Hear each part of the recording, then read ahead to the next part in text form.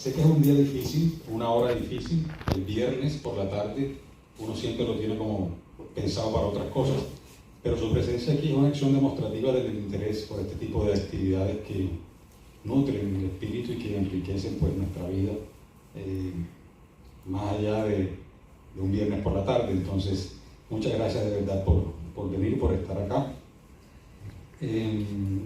Bienvenidos a un conversatorio más del ciclo Conversaciones, Memorias e Historias en Sincelejo, con una extraordinaria invitada hoy.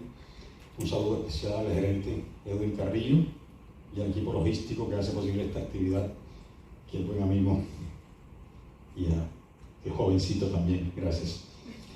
Bueno, en este conversatorio, como dije, una persona importante como invitada, Daisy Catalina Pérez Gil, una buena amiga antes que cualquier otra cosa. De hecho, fue una de las primeras personas que yo conocí cuando di el salto a nivel cultural en San Juez, en el año 2010. No sé si Daisy lo recuerda. 2009. Perfecto. Lo recuerda más que yo. Bueno, una mujer sensible con un profundo contenido humanista, una mujer que respira y transpira poesía, literatura, creatividad y amor por las letras. Todo esto pues de una vocación absoluta y con una devoción infinita, creo yo.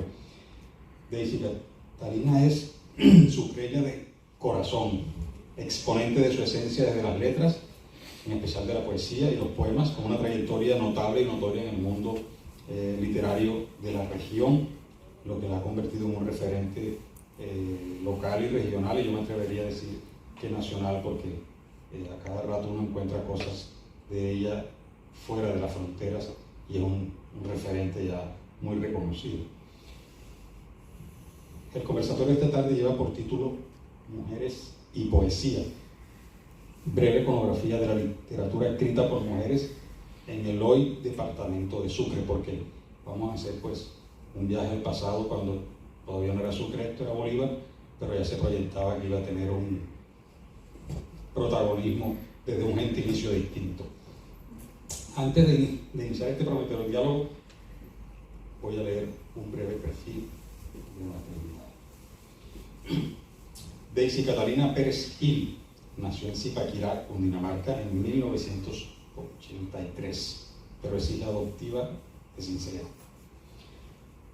Daisy es administradora de empresas, publicó su primer libro 100 lágrimas para una sonrisa en el año 2000, segundo puesto de los Juegos Florales de Poesía Sincelejo en el año 2003, primer puesto compartido de los Juegos Florales de Poesía Sincelejo 2005, cofundadora del taller literario Ágora en el departamento de Sucre.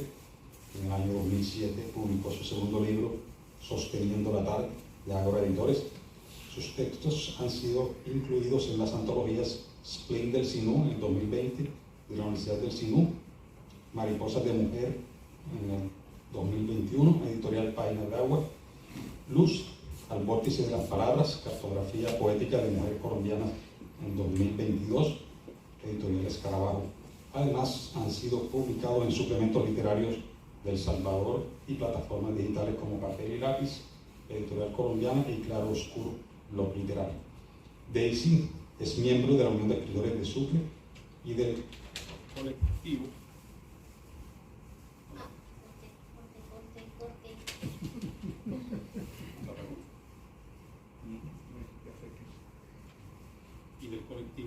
Golondrinas.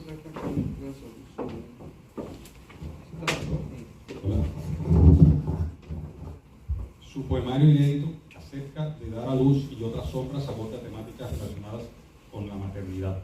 Actualmente reside en la ciudad de Montería y es tallerista de escritura creativa para el proyecto Lidertura en el municipio de Cereté.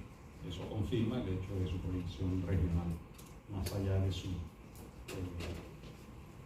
origen o permanencia en algún momento en Sincelejo. Antes de iniciar con el primer comentario con viso de pregunta, Daisy, que nos dé un saludo, por favor. Muchas gracias por tus generosas palabras. No necesito rubor porque ya con lo que dijiste es suficiente. De verdad es un gusto para mí estar acá, ver estos rostros conocidos, amigos, amigas, estar de nuevo en Sincelejo, como lo dijiste.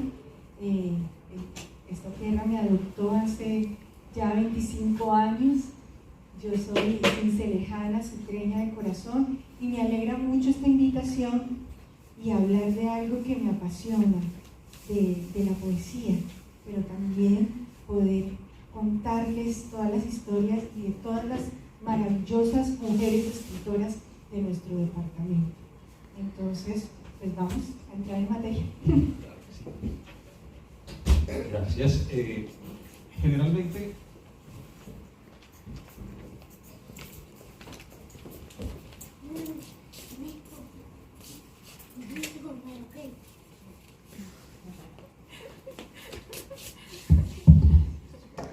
gracias.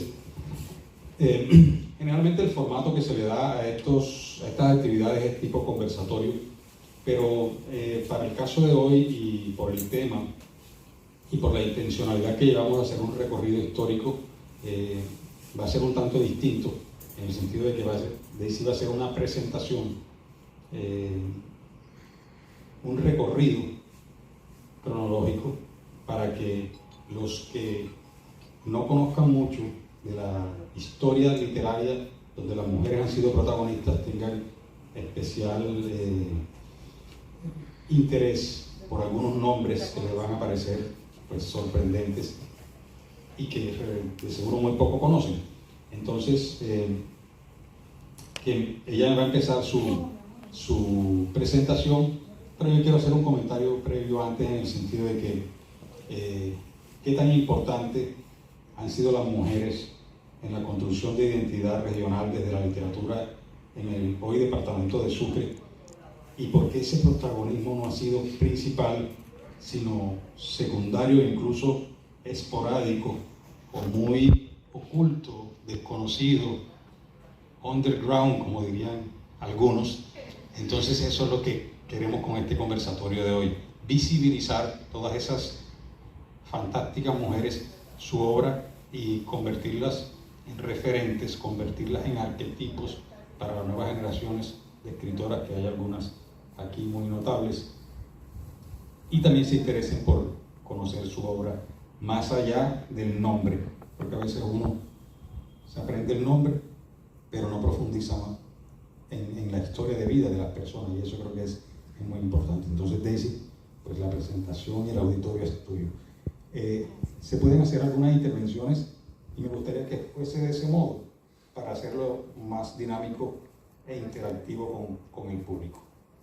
Adelante. Claro que sí, atenta a todos los comentarios que quieran hacer y bueno, de nuevo muchísimas gracias. Para comenzar, primera diapositiva.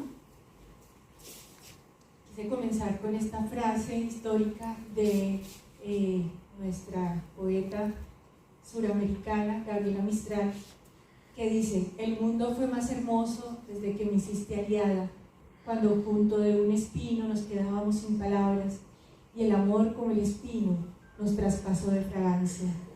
Esa es la gran intención. En la medida en que empezamos a categorizar la literatura de mujeres y la literatura de hombres, empezamos a generar una brecha que a estas alturas del partido o en esta época ya no debería existir, o por lo menos debería estar en su mínima expresión. Entonces esta invitación de Gabriela Mistral es muy actual y es base de lo que queremos hoy conversar con ustedes.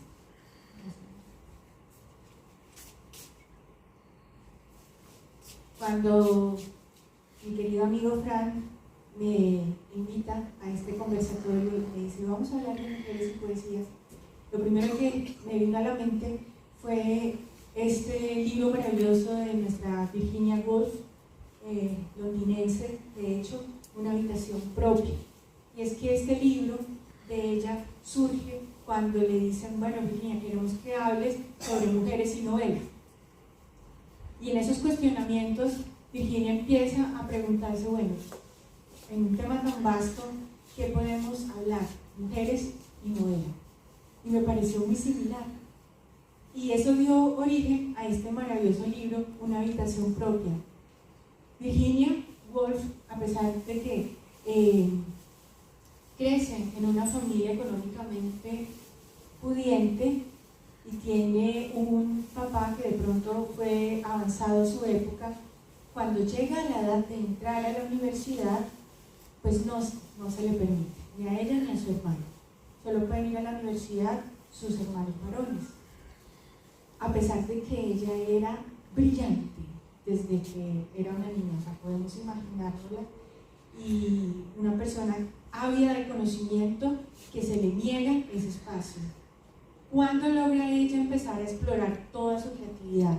Cuando muere su padre y ella se muda a un barrio del centro de Londres con sus dos hermanos y empiezan allí a formar un grupo maravilloso de escritores y de artistas, y de alguna manera hay una emancipación y ella consigue una habitación propia.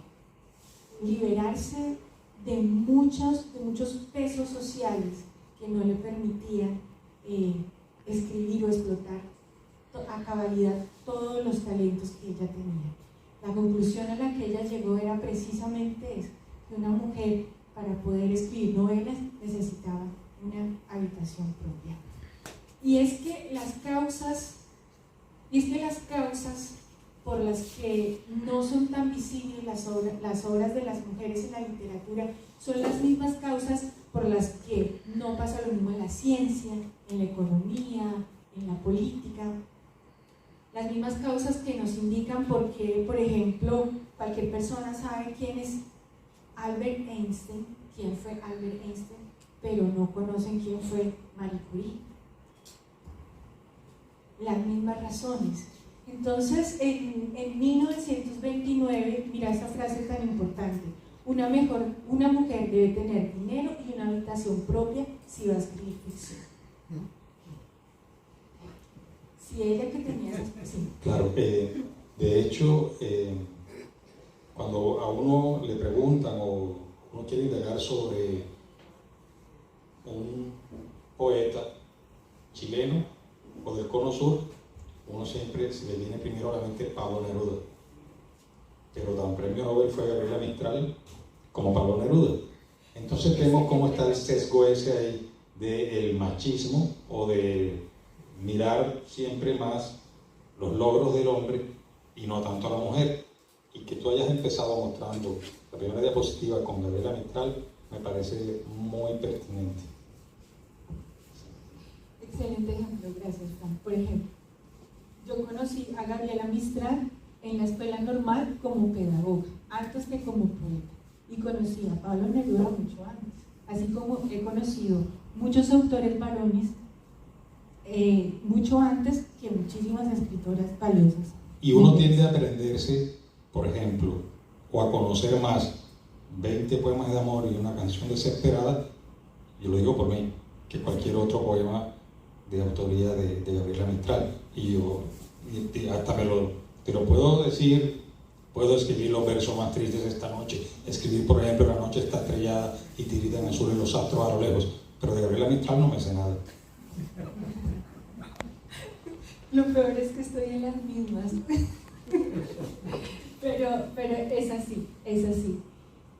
Hay una categorización de la literatura escrita por mujeres que da la impresión de que fuera un subgénero.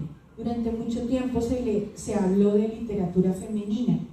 Entonces las obras escritas por mujeres se consideraban que debían ser leídas por mujeres, como si fuera de revistas. Sí, la revista de modas, esta es una revista que se publica para mujeres. Entonces las obras de mujeres también son para lecturas más sencillas, menos académicas. Se les quitó de los anaqueles de las bibliotecas, de los estudios académicos formales en las universidades. Entonces, al haber establecido esa categoría, literatura femenina, también se creó un sesgo, también se empezó a crear una frontera que nos alejó de los demás autores. Y aunque se ha avanzado en derechos y en procesos de equidad, lo cierto es que aún hay mucho que trabajar para que seamos, o que la literatura escrita por mujeres empiece a tener el valor que tiene, que de verdad tiene. Y hay una posible explicación que me gustó mucho de las que estaba, digamos, buscando, y me la entregó esta maravillosa española, Laura Freisas, en su conferencia, precisamente hablando de Virginia Woolf, Huerto, Jardín y Campo de Batalla, y llega a esta conclusión. La voy a leer textualmente porque es que me parece muy interesante. Las mujeres son vistas como género y no como individuos. Son definidas y etiquetadas en tanto que mujeres se les mete a todas en el mismo saco. Nunca se habla de hombres que escriben, sino que son individuos con nombre y apellido. Gabriel García Márquez, Pablo Neruda, podemos seguir mencionando. O a lo sumo, representativos de algún otro colectivo. Son escritores, ella dice catalanes, es española, jóvenes, como si encarnaran la norma, y las mujeres entonces la excepción. El peso de la palabra, el peso de la categoría. A las mujeres que escriben, inmediatamente nos aísla o nos junta o nos coloca en un mismo cesto, como dice ella, y eso hace precisamente que se genere esa lucha. Si quieres, la siguiente, mi querido auxiliar. Antes de hablar de Eva Berbel y María, quería mencionar de que esto no es nuevo. Hay muchas personas que atribuyen de pronto a la etapa del oscurantismo